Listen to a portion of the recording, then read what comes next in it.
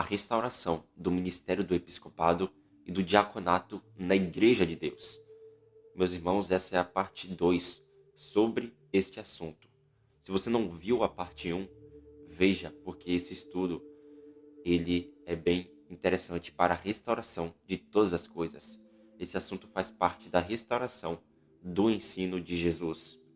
Veja que os apóstolos, inspirados pelo Espírito do Senhor Jesus Cristo, instruíram pelas suas cartas o povo de Deus. Estas cartas servem para a igreja saber como agir de acordo com a vontade de Deus. Porém, nos dias atuais, o verdadeiro ensino delas está sendo rejeitado por muitas pessoas. Infelizmente, por causa deste tipo de atitude, o povo não avança no pleno conhecimento do Senhor Jesus, visto que não entendem a carta dos apóstolos plenamente. Nesta segunda parte, eu estarei acrescentando mais entendimento sobre o vídeo passado do assunto do episcopado e do diaconato na Igreja de Deus. E para começarmos este estudo, vamos na carta aos Efésios, no versículo 7 ao 15 do capítulo 4 e verso 16, onde o apóstolo Paulo ele vai nos falar o seguinte: e a graça foi concedida a cada um de nós segundo a proporção do dom de Jesus. Por isso diz: quando Jesus subiu às alturas, levou cativo o cativeiro e concedeu dons aos homens.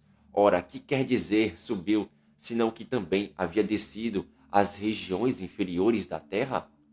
Aquele que desceu é também o mesmo que subiu acima de todos os céus para encher todas as coisas. E ele mesmo concedeu uns para apóstolos, outros para profetas, outros para evangelistas e outros para pastores e mestres, com vistas ao aperfeiçoamento dos santos, para o desempenho do seu serviço, para a edificação do corpo de Cristo, até que todos cheguemos à unidade da fé e do pleno conhecimento do Filho de Deus, a perfeita varonilidade, à medida da estatura da plenitude de Cristo, para que não sejamos como meninos, agitados de um lado para o outro e levados ao redor por todo vento de doutrina, pela artimanha dos homens, pela astúcia com que induzem ao erro, mas, seguindo a verdade em amor, cresçamos em tudo naquele que é a cabeça, Cristo Jesus. Isto, portanto, digo, e no Senhor testifico, que não mais andeis como também andam os gentios, na vaidade dos seus próprios pensamentos. Na carta aos Efésios, o apóstolo afirma que Jesus subiu às alturas, levou cativo o cativeiro e deu dons aos homens. Os dons são os 5 ministérios citados por Paulo. Então, esses 5 dons espirituais que são citados por Paulo, eles apóstolos, profetas, evangelistas, pastores e mestres. Veja que Paulo, na carta aos Efésios, no capítulo 4, ele citou os Salmos 68, onde o apóstolo diz que Cristo libertou os homens do cativeiro. Por esta causa, concedeu dons aos homens. Porquanto, levar cativo o cativeiro não significa que Jesus, após a sua ressurreição, ele pegou as almas dos homens justos e as levou para o céu. Em razão de que, quando o apóstolo fala que Jesus levou cativo o cativeiro, isso mostra que os homens estavam cativos, presos. Já o cativeiro é a prisão. Observa-se que antes do Filho de Deus ter vindo ao mundo na sua primeira vinda, o diabo aprisionou os homens no pecado. O pecado é o que aprisiona os homens. Contudo, depois disto, Cristo veio ao mundo, morreu na cruz, sendo o Cordeiro sem defeito, isto é, sem pecado. E os pecados dos homens caiu sobre ele. E por isso o Pai aceitou o sacrifício de Jesus. E a prova disso é a ressurreição de Jesus. Veja que quando Cristo morreu, a alma dele desceu às regiões inferiores da terra. Mas quando ressuscitou, Jesus saiu do mundo dos mortos. Então, ele venceu o pecado e a morte. E por este motivo, Cristo tem o poder para libertar os homens da prisão do pecado. E por isso, o apóstolo diz que Jesus levou a aprisionada à prisão. E assim, Jesus mostra a sua autoridade sobre a prisão do pecado. Paulo afirma que Cristo subiu aos céus para encher todas as coisas. Mas como assim encher todas as coisas? A palavra encher no grego é pleroma, que significa no português completar. Então Cristo subiu aos céus com o objetivo de completar alguma coisa. E ele tem que completar o quê? Ele subiu aos céus com o objetivo de completar a sua obra das 7 festas. Nota-se que 4 festas se cumpriram. Contudo, falta as 3 últimas festas se cumprirem. Analise que Jesus está no céu, sendo o nosso sumo sacerdote, intercedendo a favor do povo de Deus, sabendo que ele terá que fazer com que venha a realidade da festa das trombetas, onde as testemunhas estarão pregando. Já a realidade da festa da expiação virá após a festa das trombetas, pois na expiação, que é o dia da redenção, Jesus sairá do céu com os pecados da igreja purificados. E por causa disso, acontecerá a glorificação do povo de Deus, de maneira que, após a expiação, a igreja será conduzida para a 7ª festa, que é a festa dos tabernáculos, que é o milênio. E por isso Cristo irá completar todas as coisas, porque Cristo irá fazer com que os seus sacerdotes venham encher o mundo através do pleno conhecimento de Deus, assim como as águas cobrem o mar.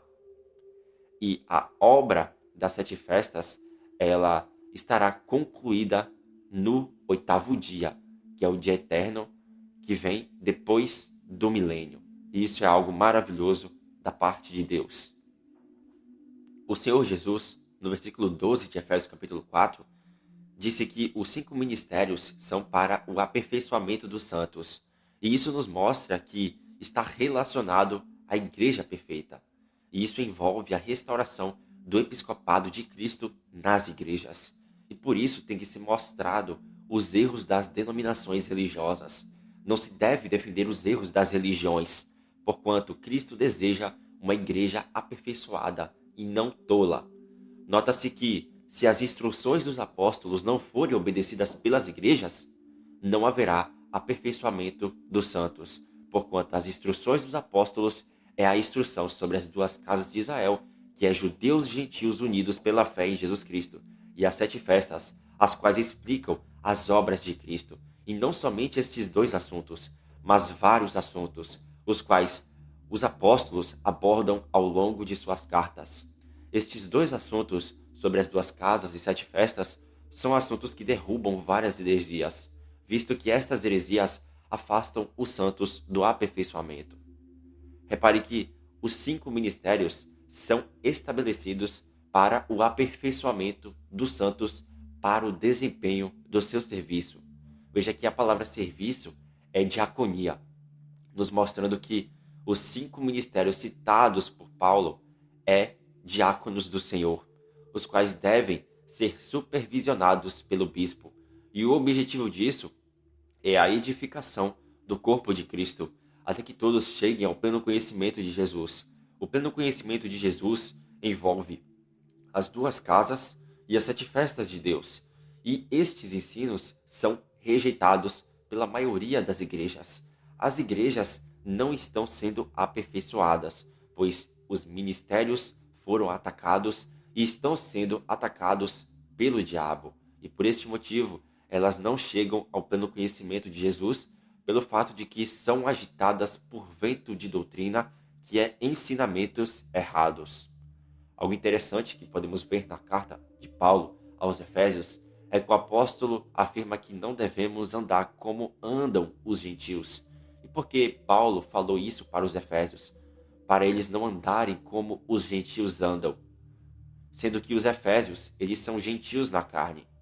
Veja que Paulo falou que não devemos andar como os gentios, porque os gentios, os quais estão convertidos ao Senhor Jesus, são parte do Israel espiritual de Deus, de modo que não são mais gentios pagãos. Contudo, são israelitas do Israel espiritual de Deus.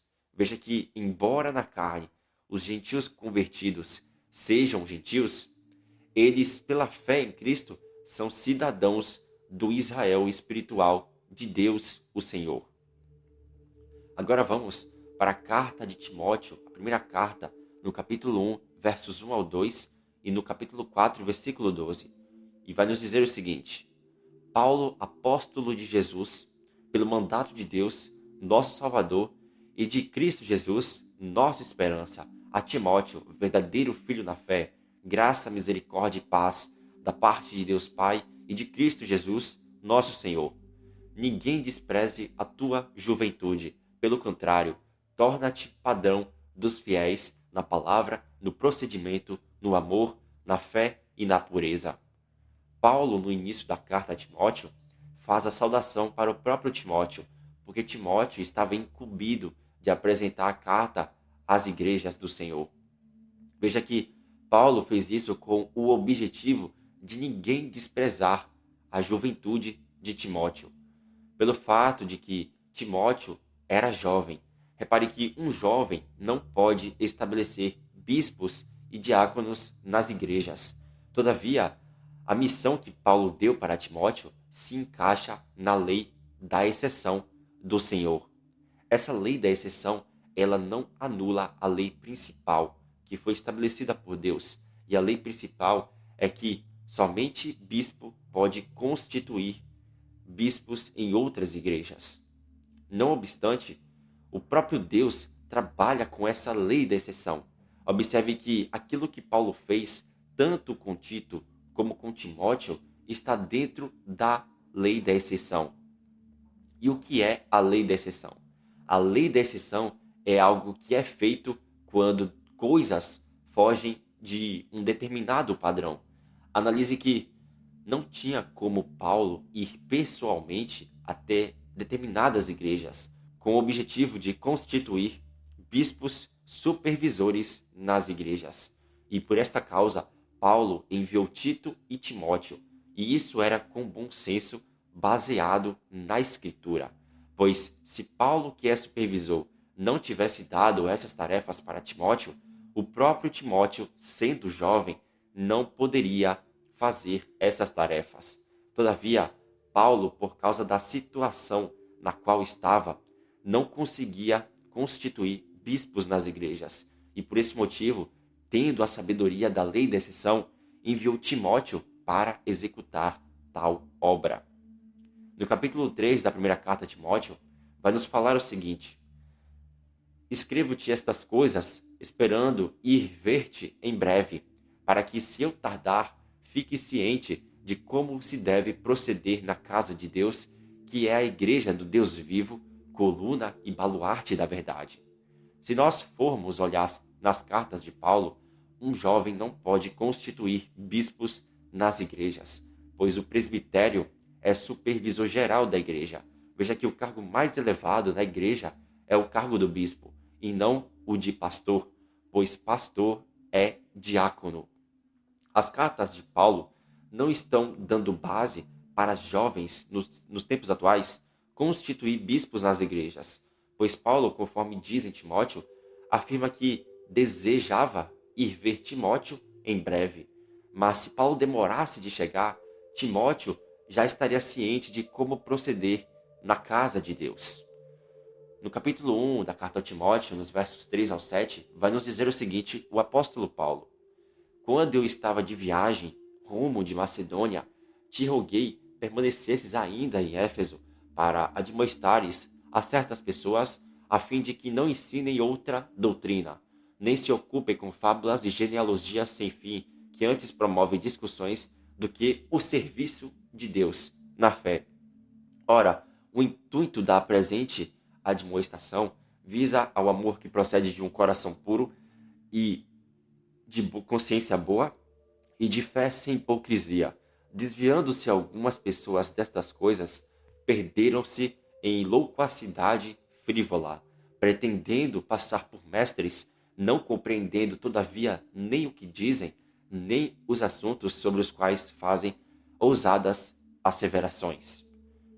Em Timóteo, Paulo diz que é para não nos ocuparmos com fábulas e genealogia sem fim. Veja que quando Paulo fala para não nos ocuparmos com genealogia sem fim, isso quer dizer que é para não nos ocuparmos com o assunto de genealogia sem propósito.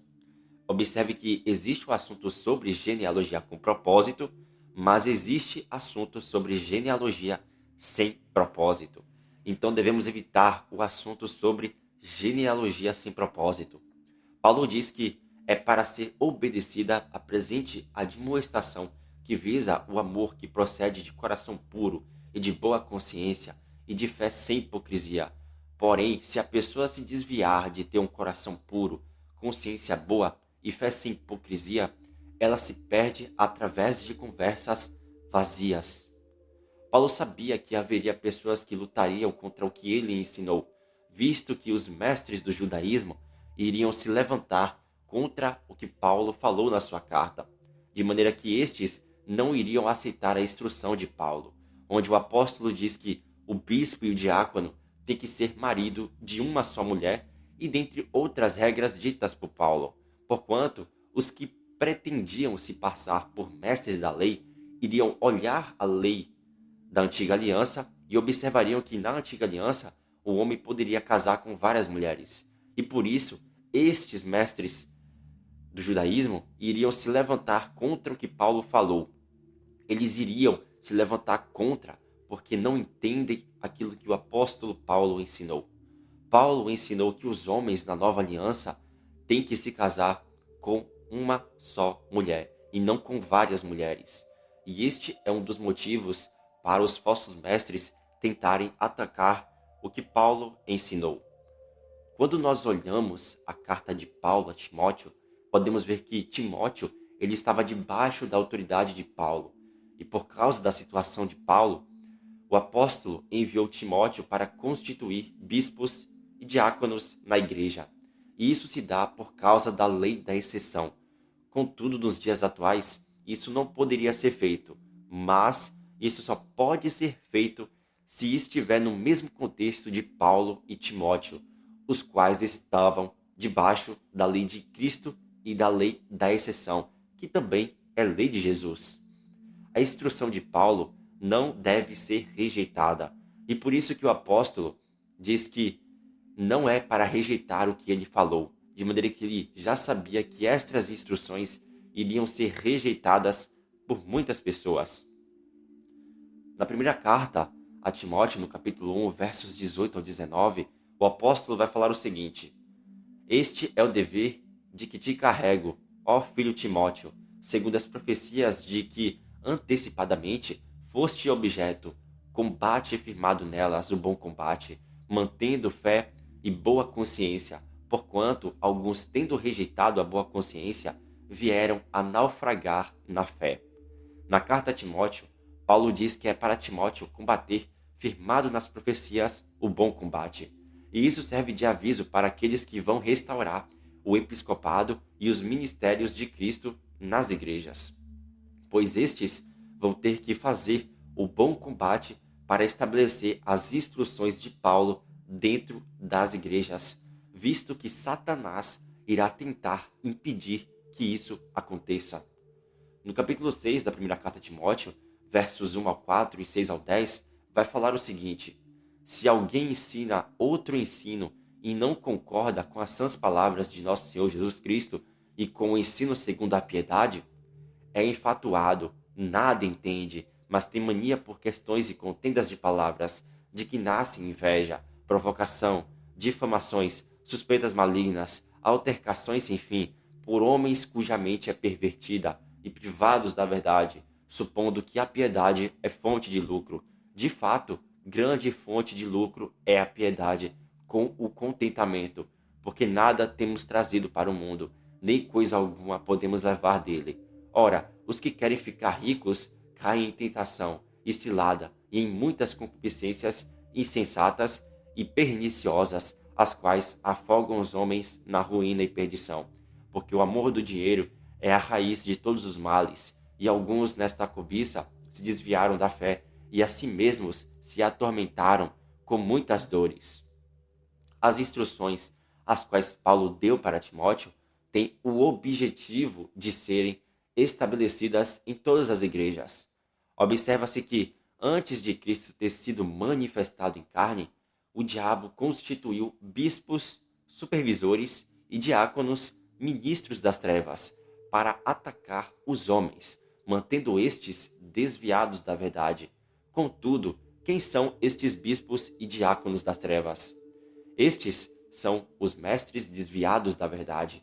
Porém, depois de Cristo ter sido manifestado em carne, Jesus atacou o episcopado e o diaconato de Satanás. E como isso aconteceu? Isso aconteceu pois Cristo repreendeu os mestres desviados da verdade e os hipócritas. E por causa da morte e ressurreição de Jesus, o Senhor Jesus tirou os homens das trevas e os trouxe para a luz. E desse modo, o Senhor utilizou os homens, os quais eram ministros de Satanás, para exercerem o episcopado e diaconato de Deus. Antes da fundação do mundo, o diabo tirou anjos, os quais eram ministros de Deus, e os trouxe para o lado das trevas, através da mentira, de maneira que ele se rebelou contra o bispo dos bispos, que é o Senhor Jesus, de modo que o diabo constituiu o seu império maligno das trevas, de maneira que o seu império se estendeu no mundo, pois ele, o diabo, é o príncipe deste mundo e aprisionou os homens no pecado.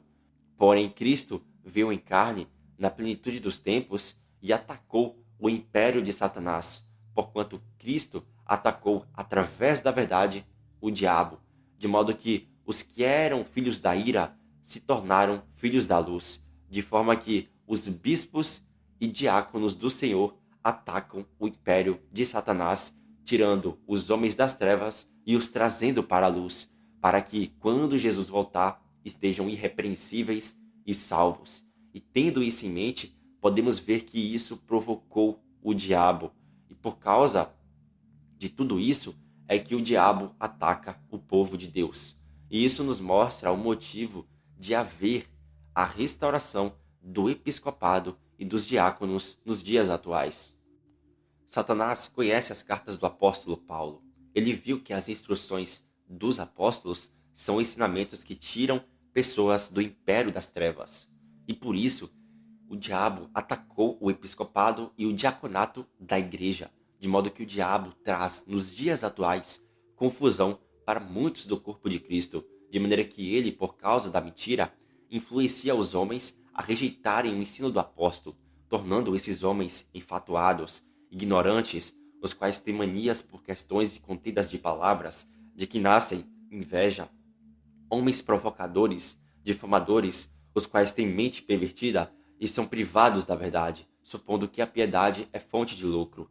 Esses são os falsos mestres e pessoas que resistem ao Espírito Santo.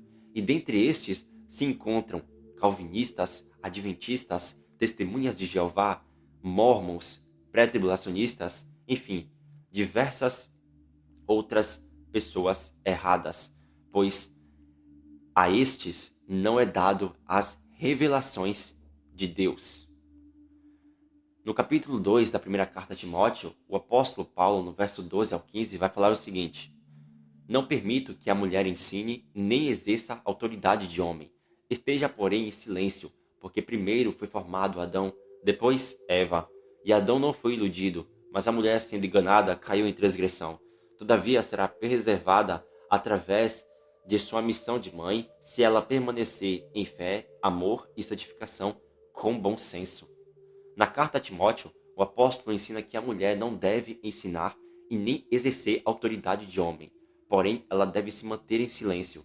Veja que na carta aos Coríntios, Paulo ensina que a mulher deve ficar em silêncio, como diz a lei. Mas o apóstolo na carta aos Coríntios não citou o texto da lei. Contudo, na carta a Timóteo, Paulo fala que essa lei ela se encontra em Gênesis, visto que Gênesis é também lei. E por esta razão, Paulo diz o que a lei afirma. Logo, a lei diz que Adão não foi iludido, mas a mulher, sendo enganada, caiu em transgressão. Mas o que isso quer dizer? Isso quer dizer que a mulher, por causa que foi enganada, ela perdeu o poder da palavra. E por isso as mulheres não devem ensinar a palavra de Deus. Não obstante, Adão ele não foi enganado e por este motivo os homens devem ensinar a palavra de Deus. Os que foram chamados para fazer isso, porque até entre os homens há diferença. Há homens que foram chamados para ensinar e há outros homens que não foram chamados para ensinar a palavra de Deus na igreja. Desse modo, podemos entender que Paulo diz que a mulher a qual está casada será preservada através de sua missão de mãe, e isso se ela permanecer na fé, amor e santificação, com bom senso. Nota-se que as mulheres terão que auxiliar os seus maridos, os quais estão na função de episcopo e diácono.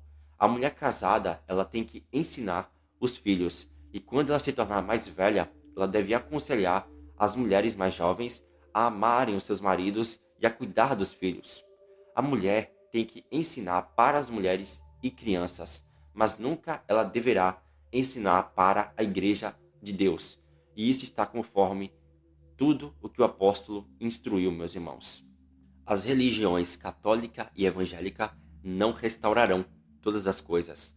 As instruções dos apóstolos são rejeitadas por elas, e por esta causa elas não restauraram o ensino de Cristo. Os ensinos errados destas religiões só estão atacando os ensinamentos de Jesus. O Pai não deseja que as pessoas permaneçam nos ensinos errados delas, porquanto elas estão contra aquilo que os apóstolos ensinaram. E por isso o Senhor está levantando pessoas fora das religiões para que essas pessoas acordem as que estão dentro das religiões, com o objetivo de serem restaurados pelo verdadeiro ensino de Cristo, sendo alimentados com o azeite de ouro do Senhor, o qual é poderoso para despertar o povo, de modo que estes venham a se tornarem fortes e ativos, com o objetivo do Senhor vir a confirmar a boa palavra, dando poder a eles. Portanto, busque entender estas coisas. Medita naquilo que o Senhor, por boca de seus servos, havia falado, pois as palavras de Deus são aptas para tornar você sábio para a salvação de Cristo Jesus, nosso Senhor e Rei da Glória. Meus irmãos, esta foi a parte 2 sobre o assunto do episcopado e do diaconato. Vai ter mais partes, é claro, sobre o assunto do episcopado e do diaconato e sobre a parte da lei da exceção.